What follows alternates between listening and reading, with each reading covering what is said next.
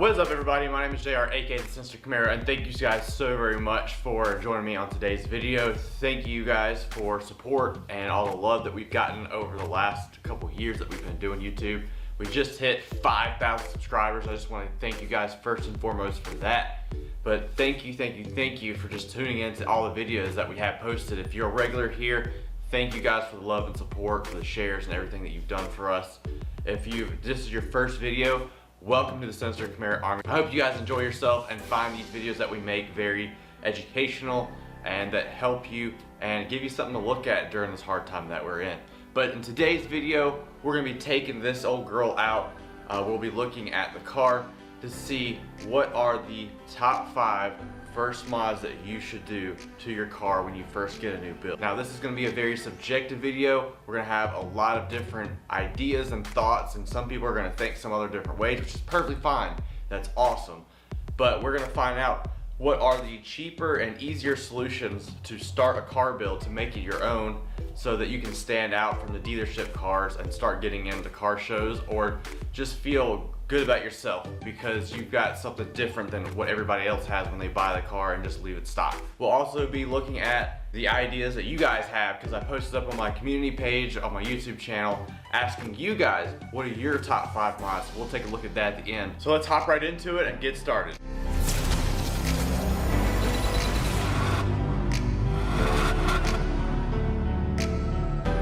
So before we get started, I just want to ask, what do you guys think are the top 5 first mods for a car that you just got?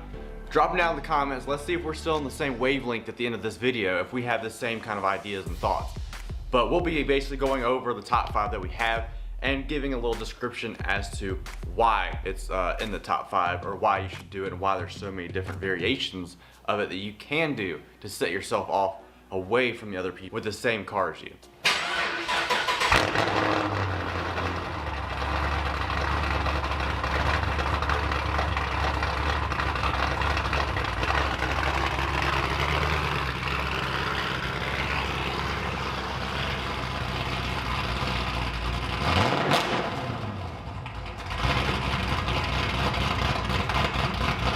Alright guys, so the first thing we're going to talk about, one of the top 5 things I would do to a brand new car to set it off from the rest, is definitely your wheels and tires. Now, as you can see here on the Sinister Camaro and even the lifted truck back there, we have different wheels and tires. Now, they could be expensive, they could be cheap.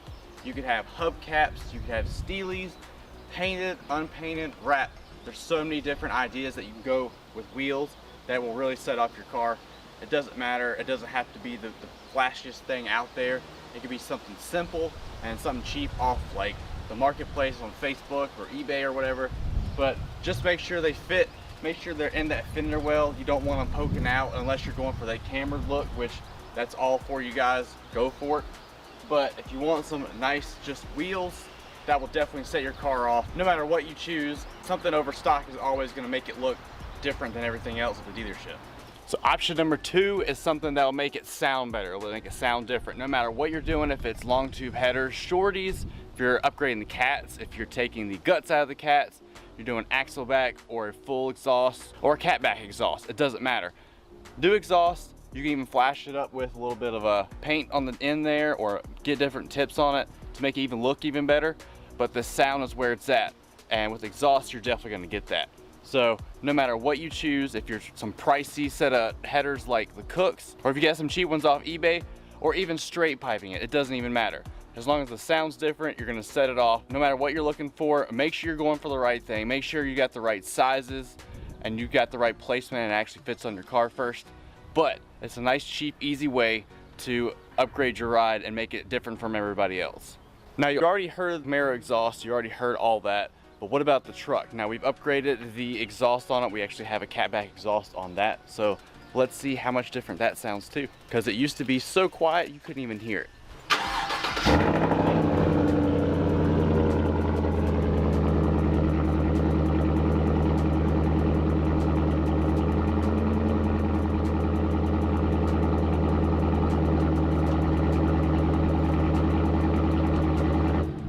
So as you can see, it really woke it up. I really do enjoy the exhaust we have on there.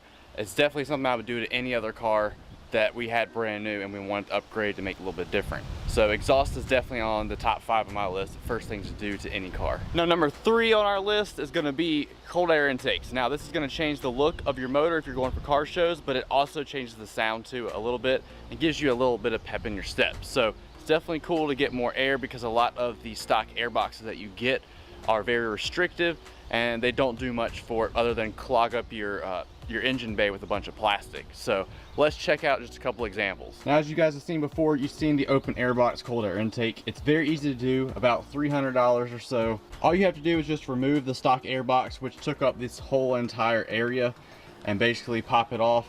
You put this guy together, it gives you instructions on how to do it. It's easy to do. I'm hoping I can get a video on that soon, but very easy install. You can do this yourself at home. I was scared at first when I first got this car because it was brand new, but we did the one on our truck ourselves and it was so super easy.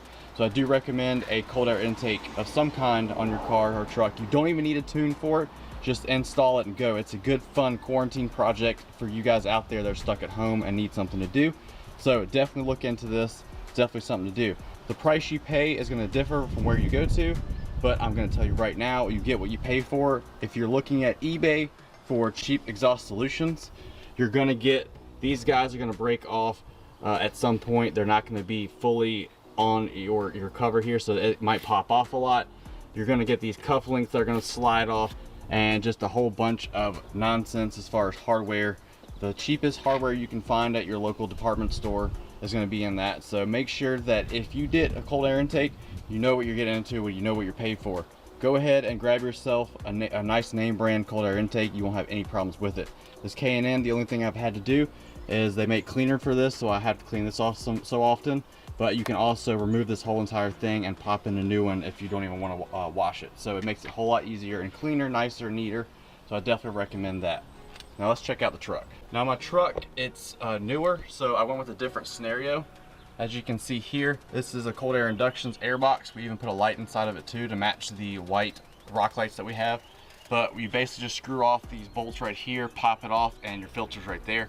I like this option a whole lot better just because the air filter is covered in here. Less of a chance for it to get dirty and have to be replaced so often, and it's a nice air box, so it has like a funnel in front of it that funnels the air inside this box and it sucks it up into this awesome hardcore piping that you can tell is not plastic. So I love this design a lot better than my other one. I definitely should have gone with this on my Camaro, but you know, you learn from what you did and you go forward. Love the closed box scenarios. There's a bunch of different options that you could go with, so make sure to do your research and find out which one is the best for you. We interrupt this video to tell you that this video is sponsored by Manscaped. Now, good friends over at Manscaped has some incredible, wonderful technology that I just had to tell you guys about, and they're even going to save you money off using my promo code, so stay tuned. But let me tell you why this is one of the greatest grooming tools you'll ever need. If you're a man, if you're a woman, it doesn't matter. Just trust me, this is something you never knew you thought you needed, but I'm gonna show you why you do. So this is a new Lawnmower 3.0, and as you can see, you get a nice little charging station to go with it as well. It's nice presentation. So here's the device. This is the actual device that I have been using, just so I can show you guys that this is an official product. This is not some gimmick. But basically, as you can see here, that's your LED to let you know it's fully charged. When it's fully charged, it will be a solid color, a solid white. And then up here, you'll have a nice LED. I never knew I thought I would need an LED, but trust me, it helps so much to get those really hard to reach places and to get every little hair that you possibly can to look at your best. Now, your power button is just simple. You push it in, touch. Quiet stroke technology. It's safe for your skin. As you can see, the top, the light is on. You have a light at the bottom, let you know it's on. You can remove this clip at the top just by pressing it off, just like that. And they even sell replacement blades as well, so all you have to do is just pop that up and off and just replace it with a new one. And what's even better about this is that you can actually use this in the shower. That's right, it is fully waterproof, so you don't have to worry about it cutting off on you or electrocuting you. And I will demonstrate firsthand. Just check it out. Full on water. Submerge it, and it still works. No complication, it doesn't hurt my hands or anything. You can use it in the shower if that's what you choose to do. It's one of the very few razors that I've seen actually be able to do this, so it's a very cool technology to have for sure. Still works to this day. I just love it so much. So make sure to use the razor that's made by one of the best companies for everything down below the neckline.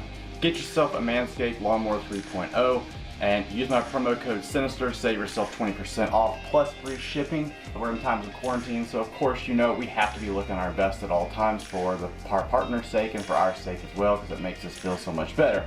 So treat yourself. Don't use the same razor that you use for your face or everywhere else. Make sure to be at the trusted name brand with what to go for, and save yourself some money with the code Sinister. And thank you Manscaped for sponsoring this video. Now let's get back to it. Now option number 4 is going to be another thing that's going to change the look of your car, but it's also going to help you as well. So for all of you that are like me with the dark interior, we got the dark cloth seats in the truck here, we've got dark black leather seats in the Camaro. You know when it sits in the sun in the summer, it gets so hot that you just can't stand it. So number 4 on the list is going to be tint. It's going to keep you healthy. It's going to keep the look of your car healthy, because that leather getting dried out, you have to use that leather cleaner all the time on it. If you don't want to do that, if you want to protect and preserve your car, especially the interior of it and yourself, make sure to get some tint.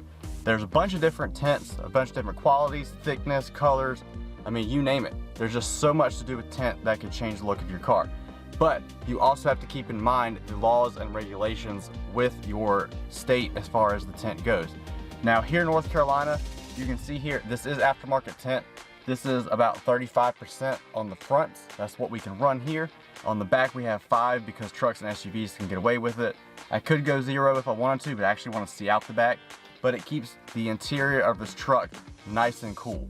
We also did a nice little windshield banner, 5% across the top. There's like a little line you'll see on your windshield. Make sure not to go below that line, because if it does, then you'll get a ticket for it.